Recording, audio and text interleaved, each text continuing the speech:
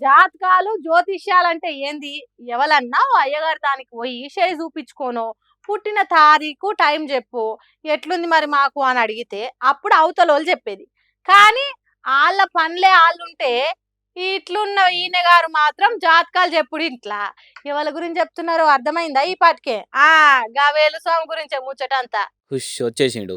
దునియాలో ఏ ముచ్చటైనా జాతకం చెప్తాం, జాతకాలు చెప్తాం అనుకుంట కెమెరా ముంగటికొచ్చి ఆళ్ళ జ్యోతిష్యం చెప్పుకుంటా, ట్రెండింగ్‌లో ఉన్న టాపిక్‌ని పట్టుకొని పబ్లిక్ ముంగటికొచ్చి అన్ని ముచ్చట్లలో ఏలు పెట్టే ఏలుస్వామి గారు విజయ్ దిగ్విజయంగా సీఎం అయితడా? లేడా? అయితే ఆయన ఫ్యూచర్ ఏంది? అని చెప్పుకొచ్చిండు. చెప్పుర్రిగా. సో విజయ్ జాతకరీత్యా అలాగే విజయ్ త్రిష కాంబినేషన్ కనుక తీసుకున్నట్లయితే వాళ్ళ కాంబినేషన్ ఏకనాడి కాంబినేషన్ అయ్యింది కాబట్టి ఒకవేళ త్రిష లేకుండా ఉంటే విజయ్ యొక్క రిజల్ట్ వేరే రకంగా ఉండేది. విజయ్ జాతకం చెప్తానికి త్రిష ఎందుకు వచ్చిందా అని అడిమిట్లా ఆమె మన విజయ్ ఇంటామెనా లేకుంటే టీవీకే పార్టీ మెంబరా ఎమ్మెల్యే క్యాండిడేటా ఎవరో బయట జనాలు సోషల్ మీడియా నెటిజనాలు ఏదో లింకులు పెట్టి మాట్లాడితే దాన్ని బట్టి జాతకం చెప్పుడు ఏం తరీకా అనుకుంటా జ్యోతిష్యాల మీద అంతో ఇంతో నమ్మకం ఉన్నోళ్ళు కూడా దుమ్మెత్తిపోస్తున్నారు ఈ మాటలేని.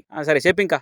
విజయ్ సీఎం అయినప్పటికీ కూడా ఖచ్చితంగా తమిళనాడులో మళ్ళీ ఎలక్షన్లు వచ్చేటువంటి అవకాశాలు 100% కనిపిస్తూ ఉన్నాయి.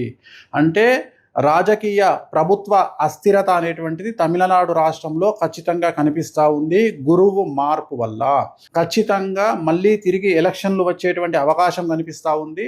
అది ఇంకొక సంవత్సరం తర్వాత అవ్వచ్చు, లేదా 6 నెలల్లో అవ్వచ్చు, లేదా నెల తర్వాత అవ్వచ్చు. కానీ ఖచ్చితంగా ఓహో, మళ్ళా ఎలక్షన్లు తప్పవు అనుకుంటే తమిళనాడులోనే తరాల సంధి రాజకీయాలు చేసిన వాళ్ళకంటే ఎక్కువ నాలెడ్జ్తో చెప్పబట్టిండు. అయినా అంటే అనరంటారు కానీ జాతకం అంటే ఏంది? అవతలోళ్ళు మీ తానికొచ్చి అడిగితే మూడో మనిషికి తెలియకుంటే చెప్పేది. మరి మీరు ఎట్లా చెప్పబట్టి ఇదంతా? విజయమన్న మీకు ఫోన్ చేసి అయ్యగారు ఈ నడమ నేను అనుకుంది అయితలేదు, కలలు కన్నా తీరు కలిసి వస్తలేదు, జర నా జాతకం మీకు వాట్సాప్లో పంపుతా, మీరు చూసి చెప్తే ఓ 110 మీకు ఫోన్ పే చేస్తా అనడా? లేదు కదా. మరి ఆలిల జాతకాల మీద మీ కామెంట్లు ఏంది అనుకుంటా ఎన్నటి సందో ఏలుస్వామి కథ చూస్తున్న వాళ్ళు కామెంట్లే పట్టిరు. ఇదివరకు ఇట్లనే తెలుగు రాష్ట్రాలలో ఎవరు గెలుస్తారు, ఎవరు సీఎం అవుతారు అని జాతకాలు ముందే చెప్పినట్టు కాకపోయే వరకల్లా ముందలూరికి మూతిపల్లి రాలగొట్టుకున్నట్టు అయింది. అది చాలన్నట్టు ఇప్పుడు నేను తమిళనాడు పాలిటిక్స్ మీద సీఎం క్యాండిడేట్ల మీద జాతకాలు చెప్తుందంటే ఏమనాలిగా ఏం కథ?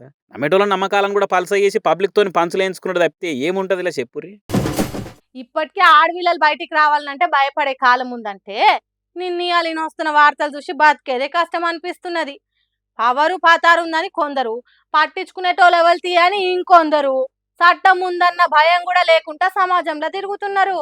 ఓ దిక్కు రాష్ట్రంలో క్రైమ్ రేటు పెరిగిందన్న రిపోర్ట్లు, ఇంకో దిక్కు ఇసోంటి లీడర్లు కొడుకుల పేరు మీద వస్తున్న ఫోక్సో కేసులు చూస్తుంటే ఆడపిల్లల ఆగమే ఖాతనే ఉంది పోన్రి.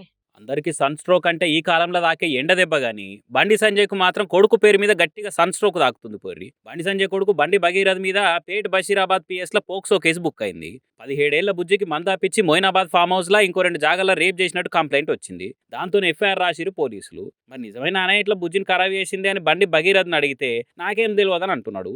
మీదికెళ్ళి హనీ ట్రాప్ చేసి 5 కోట్లు డిమాండ్ చేసిర్రు, నేను 50,000 ఇచ్చినా అని చెప్పుకొస్తున్నాడు. మరి ఏం తప్పు చేయనప్పుడు 50,000 ఇచ్చే అక్కర ఏముంది? సంథింగ్ ఈజ్ ఫిషీ అనుకుంటే లాజిక్లు గుంజబట్టి ఈ ముచ్చటినోళ్ళు. ఇదివరకు ఉత్తరప్రదేశ్లో కూడా బండి సంజయ్ కొడుకు మీద కేసులు ఉన్నట్టే మస్తుగా నేను వచ్చిన వార్తలు. అప్పట్లో మహీంద్రా యూనివర్సిటీలో తోటి దోస్తుని పొట్టు కొట్టినట్టు కూడా వీడియోలు కూడా వచ్చినాయి. మీదికే లేటెస్ట్గా ఇగో ఈ పోక్సో కేసు. అయితే ఓ దిక్కు పీఎం మోడీ హైదరాబాద్కు వస్తుండే వరకలా ఈ ముచ్చటను బయటికి రానియొద్దని పక్కదారి పట్టించేందుకే కరీంనగర్లో బీఆర్ఎస్ ఆఫీస్ మీద బీజేపీలతో దాడి చేపించిరా ఏంది అన్న డౌట్లు కూడా పుట్టుకొస్తున్నాయి ఇప్పుడు. ఇంకో దిక్కు తెలంగాణలో క్రైమ్ రేట్ బాగా పెరిగిపోయిందని నిన్నీయాల ఎన్సీఆర్బీ రిపోర్ట్ వచ్చిన ముచ్చట తెలిసిందే. సీఎం తానే ఉన్న హోంశాఖ మీదనే ఈసోటి రిపోర్ట్ వచ్చే వరకలా మరి ఏంది అనుకుంటూ ఆగమైతురు పబ్లిక్. 2023లో 1,83,644 కేసులు బుక్ అయితే 2024లో 2,17,976 కేసులు బుక్ అయినాయట లెక్క తీస్తే.